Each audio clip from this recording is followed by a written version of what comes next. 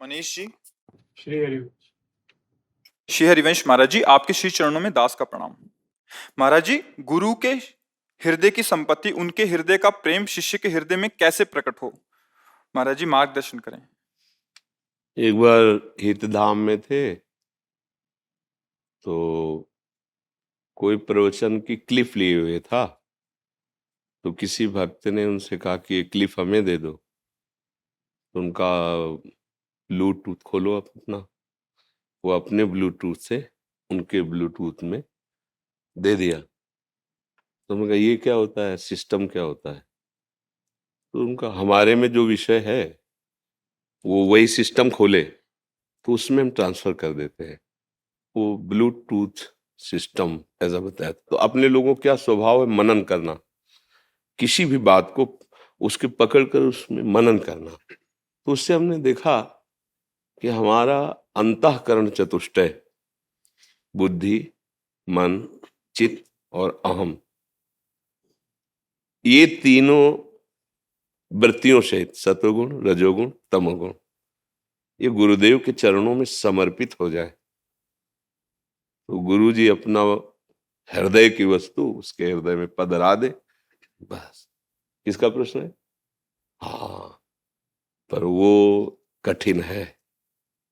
अपना अस्तित्व गुरुदेव के अस्तित्व में समर्पित कर देना बहुत कठिन है, क्योंकि इसमें बीच में अहंकार बहुत बड़ा रोड़ा है। अहम जो है ये गुरु कृपा प्राप्ति नहीं होने देता। गुरुपद पंकज सेवा तीसरी भक्ति अमान, मान रहित होकर गुरु चरणारविंद की सेवा से हम मन बुद्धि चित्त अहम समर्पित करने की तैयारी करें। जो गुरुदेव उपदेश करते हैं समर्पण वो कर लेंगे, वो समर्थ है, हम नहीं दे पाएंगे, वो घसीट लेंगे। उन्हीं के घसीटने से ही हमारा मन बुद्धि ब्रह्म स्वरूप हो जाता है। पर हमें उनके वचन, उनके उपदेश अक्षरशः पालन करने होंगे। पर बीच में मान बहुत बाधक हो जाता है। गुरु कृपा में सबसे बड़ा बाधक ये मान है। गुरु चरणों की सेवा में जहां रहते हैं तो मान स्वाभाविक प्राप्त होने लगता है, क्योंकि महापुरुषों का प्रताप होता है। और उस मान का आप भोग करने लगे, स्वीकार करने लगे, आनंदित होने लगे, आप गए। अब आप गुरु के हृदय की वस्तु को नहीं जान पाएंगे। गुरु के हृदय की वस्तु मान रहित होकर उनकी आज्ञा में निरंतर रहिए। बस कब ट्रांसफर हो गया आपको पता ही नहीं चलेगा, आप उसी स्वरूप में निमग्न होंगे। पर इसके लिए पूर्ण आत्मसमर्पण चाहिए। उसी के लिए तो गुरु प्रदत्त साधना कर रहे हैं, उसी के लिए तो कर रहे हैं। पूर्ण समर्पण। मान ये बहुत जहर है और इस जहर को हम हंसते हंसते पीते हैं। सम्मानम कलयाति घोर गरलम नीचापमानम सुधा, श्री राधा मुरलीधरो भज सखे वृंदावन मात्यज। हे मित्र, हे भाई, ये सम्मान बहुत बड़ा विष है परमार्थ के पथिकों के लिए। नीच पुरुषों द्वारा किया हुआ अपमान अमृत के समान है, इसे सह जाओ चुपचाप और फिर राधा मुरली मनोहर का निरंतर भजन करते हुए नाम धाम रूप लीला के आश्रित रहो। यहाँ समर्पण की जरूरत है।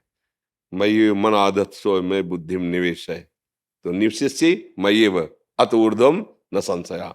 मन और बुद्धि मेरे को समर्पित कर दे तो मेरे में ही निवास करेगा, इसमें कोई संशय नहीं है। अब बस ये साधना जो बताई जा रही है मन बुद्धि के समर्पण की ही बताई जाती है। जितनी भी साधनाएं हैं, चाहे योग हो, चाहे सांख्य हो, ज्ञान हो, भक्ति हो, सबका उद्देश्य एक ही है कि चित्त वृत्ति का निरोध करके प्रभु में एकाग्रता पूर्वक निरंतरता बनाए हुए समर्पित कर दे। दीर्घ काल निरंतर सत्कार सेवितो दृढ़ भूमि, बहुत काल तक एक ही मंत्र में, एक ही आराध्य देव में अपनी वृत्ति का सम्मान पूर्वक महत्व बुद्धि रख करके समर्पित कर देने से दृढ़ भूमि अर्थात दृढ़ स्थिति हो जाती है, दृढ़ भूमिका आ जाती है। अब वो चलते फिरते उठते बैठते खाते पीते वो भगवदाकार वृत्ति बनी रहती है, उसकी मंत्राकार वृत्ति बनी रहती है। तो जो गुरु जी ने नाम दिया, जो मंत्र दिया, जो उपासना दी, यही हमारे को गुरु की वस्तु का अनुभव करने की योग्यता प्रदान करती है। पर बस इसमें मान बहुत घातक है, बहुत घातक है। प्रायः आ ही जाता है, यहां तक आ जाता है कि गुरु से होड़ लगाने लगते हैं, आपसे ज्यादा तो मेरे, बस वो जहां जहां मान आया नष्ट कर देता है, नष्ट कर देता है। गुरु की पदवी प्राप्त करने के लिए कई ऐसी जगह प्रमाण मिले, गुरु को जहर दे दिया, गुरु को मार दिया। इतिहास साक्षी पढ़ के देखो। अगर मान रहित होकर गुरुदेव की सेवा की जाए तो कुछ पढ़ने लिखने की जरूरत नहीं, सब कुछ गुरुदेव की कृपा से हृदय में प्रकाशित हो जाएगा। महाभारत में प्रसंग आता है कि वर्षा ऋतु थी, शायद उपमन्यु जी उनका नाम था। तो गुरुदेव ने कहा कि कुछ अन्न की क्यारियां हैं, उनकी क्यारियां फूटने न पावे, तो उनमें जल भरा रहेगा तो अच्छा अन्न पैदा होगा, जिससे यज्ञ आदि में सहयोग मिलेगा।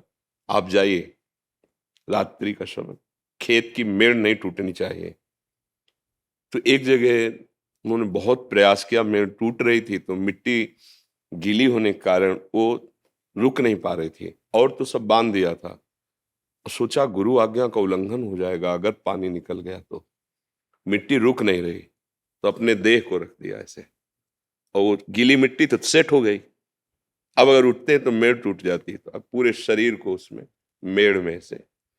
गुरुदेव ने जब देखा कि काफी समय हो गया नहीं आए, तो अन्य ब्रह्मचारियों ब्रह्म ऋषियों के साथ वहां गए और पुकारा, बेटा कहाँ हो तुम? तो आवाज, गुरुदेव मैं यहाँ हूं।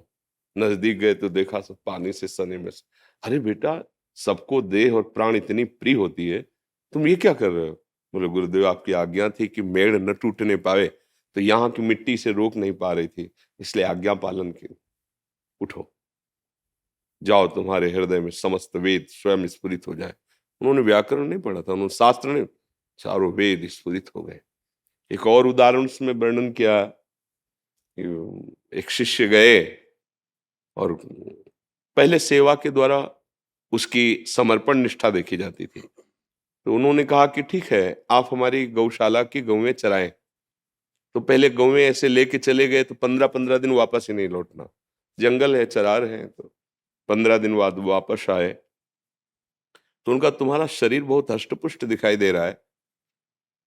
तो उनका, गुरुदेव भिक्षा मांग लाता हूँ, गौओं को ऐसे छोड़ के, और पा लेता हूँ।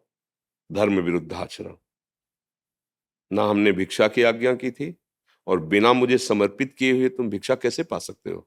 शास्त्र आज्ञा है कि भिक्षा मांगे और गुरुदेव को समर्पित करे।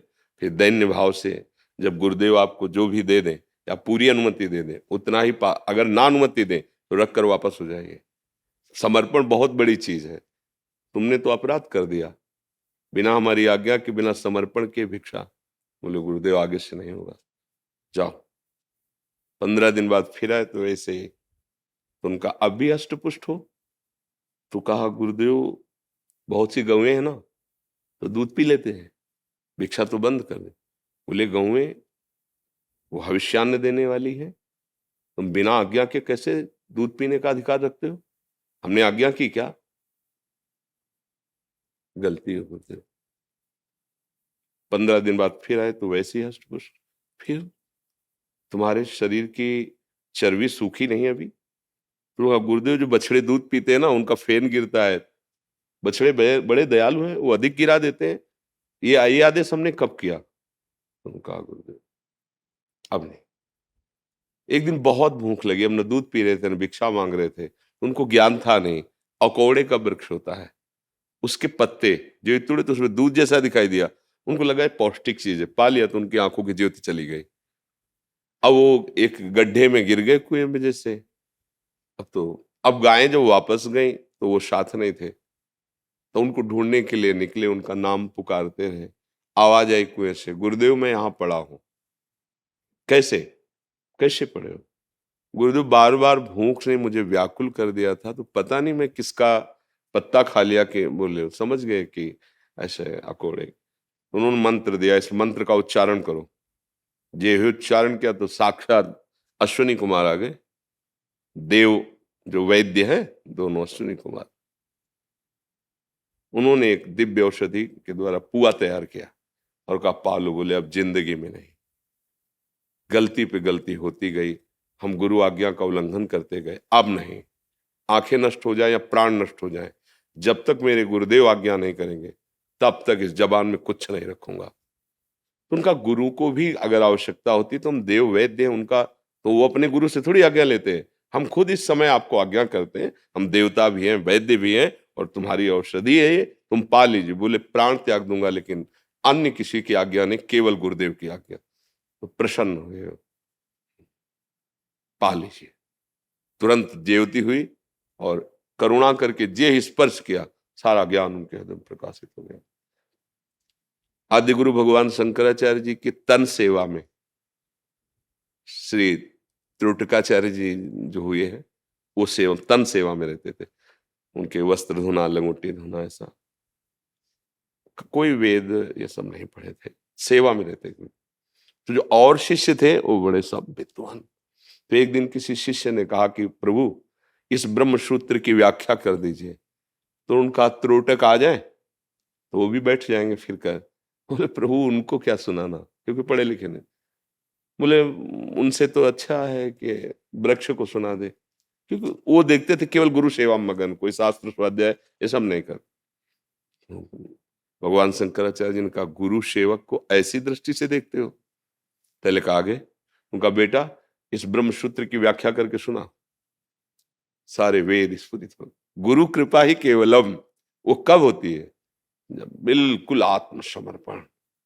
तो पढ़ना लिखना जो ज्ञान होता है वो कितना भी करो वो एक सीमित होता है, लेकिन गुरु कृपा असीम तत्व का जो बोध कराती है, केवल गुरु कृपा ही केवलम। इसीलिए ध्यान मूलम गुरु मूर्ति, पूजा मूलम गुरु पदम, मंत्र मूलम गुरु वाक्यम, मोक्ष मूलम गुरु कृपा। दैन्य होकर सदगुरुदेव के चरणों का आश्रय ले ले तो तत्व ज्ञान, भगवत प्रेम जब ये दुर्लभ नहीं तो लौकिक सुख की बात क्या है, लौकिक पारलौकिक सुखों की बात क्या है। इसलिए मान रहित होकर गुरुदेव का आश्रय ले।